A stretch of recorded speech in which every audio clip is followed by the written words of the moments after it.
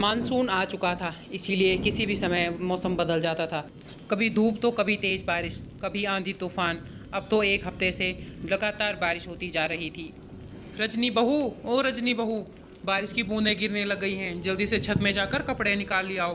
हे भगवान, अभी तो मैंने कपड़े डाले थे और अभी तो बहुत तेज धूप लगी थी। फिर से बारिश लगनी शुरू हो गई है क्या?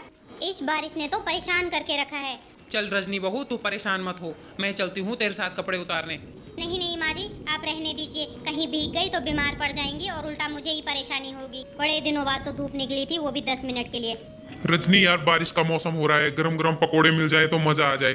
पकोड़े वकोड़े बाद में खाना, पहले मेरे साथ छत में चलकर कपड़े निकालो मेरे साथ। ये सही है, एक छुट्टी ली थी कि घर में आराम करूंगा, उसमें भी तुम मुझे काम पे लगा दे रही हो। अरे कपड़े तो सारे भीग गए। ये बारिश तो रुकने का नाम ही नहीं ले रही है। बहू, क्या कर रही हो बेटा मेरे कमरे में? माँ जी, मैं रस्सी बांध रही हूँ आपके कमरे में, ताकि कपड़ों को इसके ऊपर डाला जाए। स्टैंड में सारे कपड़े नहीं आ रहे हैं। बताओ, तुमने मेरे कमरे में और एकदम पलंग के ऊपर रस्सी बांधी है? बेटा तुम्हारा कमरा तो मेरे कमरे से ज़्यादा बड़ा है। अपने कमरे में सुखाओ अपने कपड़ों को। और बहू, अगर पकोड़े बनाएगी ना बेटा, तो मेरे लिए गोभी के पकोड़े बनाना। नहीं नहीं माँ जी, आपके लिए पोहा बना दिया है, आप पोहा खाना। मानसून में ज़्यादा तला भुना खाना आपके लिए ठीक नहीं है। बेटा, बारिश का मौसम है और मन कर रहा है मेरा। माँ जी, दवाई भी इतनी सी ही होती है, बाद में आप मुझे ही परेशान करोगे घर में। रजनी, थोड़ा और पकोड़े दे दो। बहू, बस एक पकोड़ा दे दे बेटा। नहीं माँ जी, चुपचाप आप पोहा खाओ। इतनी देर में बच्चे भी स्कूल से भीगते हुए आ जाते हैं। अरे अरे, ये क्या कर रहे हो तुम दोनों? इतना कैसे भीग गए? माँ, वो हमारी गली में ना पूरा पानी भरा हुआ था, इसीलिए वैन वाले भैया ने गली के बाहर ही वैन उतार दी। हमें वहाँ से पैदल चलकर आना पड़ा। माँ, कल हमारी छुट्टी है, आप मेरे लिए ब्रेकफास्ट में। बस हो गई फरमाइश शुरू। पहले तुम्हारे पापा की और अब तुम्हारी। बस सारा दिन खाना ही पकाते रहो इस बारिश के मौसम में। और ये देखो, काम वाली अभी काम करके गई थी, तुमने फिर से सारा गंदा कर दिया है। तुम जूते बाहर नहीं उतार सकते थे? सारा फर्श फिर से कीचड़ से भर गया। अरे कोई बात नहीं बहू, वैसे भी कल इनकी छुट्टी है। जूते, बैग, कपड़े सब धो दे। तभी संदीप के ऑफिस से कॉल आ जाता है और उसे अर्जेंट ऑफिस बुला देते हैं। अब तू कहाँ चल दिया बेटा? माँ, ऑफिस से फोन आया है, छुट्टी के दिन भी ये लोग आराम नहीं करने देते हैं। मैं थोड़ी देर में आ जाऊंगा। वैसे भी बारिश रुक गई है तो मैं टाइम पे ऑफिस पहुंच जाऊंगा। तब संदीप वहाँ से ऑफिस निकल जाता है। थोड़ी देर बाद बारिश भी रुक जाती है।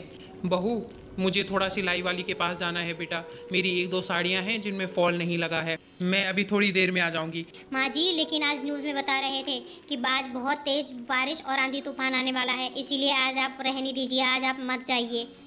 अरे नहीं नहीं बहू, वैसे भी अभी बारिश कहाँ है। मैं थोड़ी देर में अभी निकल जाऊंगी और थोड़ी देर बाद घर आ जाऊंगी। तुम चिंता मत करो, परेशान मत हो, तुम आराम से घर पे रुको। मम्मी, मुझे मैगी खानी है, प्लीज़ मेरे लिए मैगी बना दो।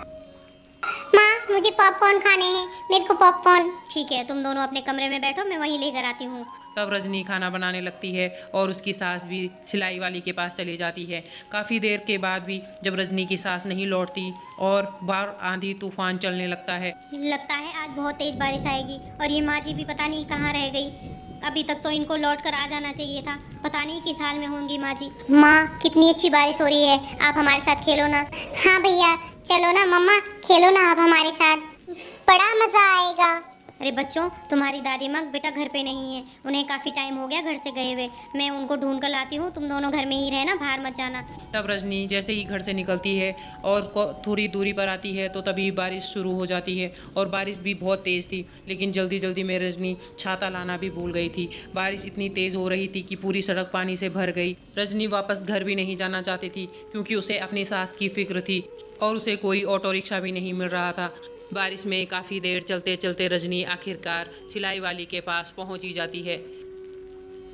सुषमा आंटी, मैं कब से आपका फ़ोन ट्राई कर रही हूँ, लेकिन आपका फ़ोन नहीं लग रहा है। मेरी माँ जी कहाँ है? तुम्हारी माँ जी तो आधे घंटे पहले ही यहाँ से चली गई हैं। मुझे लगा अभी तक तो वो घर भी पहुँच गई होंगी। नहीं आंटी, मैं कितनी देर से उनका फ़ोन भी ट्राई कर रही हूँ, लेकिन उनका फ़ोन भी नहीं लग रहा है। अब रजनी और भी ज़्यादा घबरा जाती है और तुरंत वहाँ से निकलकर अपनी सास को ढूंढने लगती है। ओ भैया, ज़रा रुकना। हे भगवान, अब मैं क्या करूं? अगर मैंने संदीप को फ़ोन किया तो वो परेशान हो जाएंगे, और वैसे भी वो ऑफिस में काम कर रहे होंगे। मैं माँ जी को कहाँ ढूंढूं? हे भगवान, मेरी माँ जी को जहाँ भी हूँ उनको ठीक रखना। रिक्शे पर काफ़ी आगे आने के बाद रजनी को आखिरकार अपनी सास दिख जाती है। तब वह रिक्शे वाले को इशारा करके अपनी सास के पास जाने के लिए कहती है। माँ जी जल्दी आ जाइए, रिक्शे में जल्दी आ जाइए, आप भीग रही हैं। अरे रजनी बहू, माँ जी जल्दी आइए। तब रजनी जैसे तैसे बारिश में भीगते हुए अपनी सास को और घर लेकर जाती है। पता नहीं बारिश का भी क्या बोलना बहू। मैं जैसे उस सिलाई वाली के घर से निकली वैसे ही अचानक बहुत तेज बारिश शुरू हो गई और सड़क पर पानी भरने लगा था, इसलिए मैं पेड़ के नीचे खड़ी हो गई। मुझे माफ़ कर दे बहू। काश मैंने तेरी बात सुन ली होती और मैं इस बारिश में नहीं जाती बाहर, तो तुझे भी इतनी परेशानी नहीं होती। मेरी वजह से तू भी बहुत परेशान हो गई बहू, मुझे माफ़ कर दे। काश कि मैंने तेरी बात मान ली होती।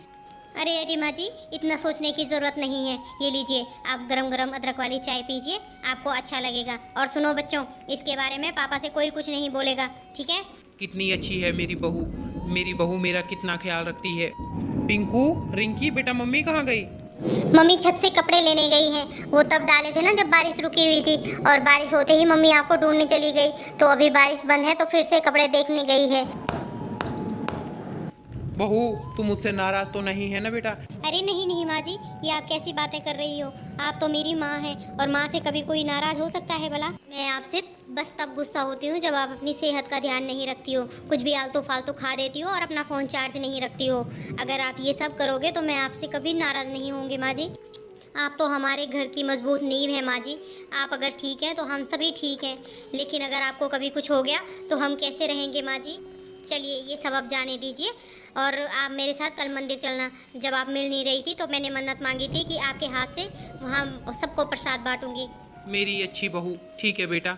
इतनी देर में संदीप भी घर वापस आ जाता है। वह अपने साथ गर्मा गर्म समोसे और जलेबी लेकर आता है। आज माँ जी आपके लिए छूट है, आज आप थोड़ा सा जलेबी और समोसे खा सकती हो। तब दोनों सास बहू गले लग जाती हैं और पूरा परिवार मिलकर जलेबी और समोसे का आनंद लेते हैं। सीख, अगर नीयत अच्छी हो तो नसीब कभी बुरा नहीं होता। Like, comment, share and subscribe.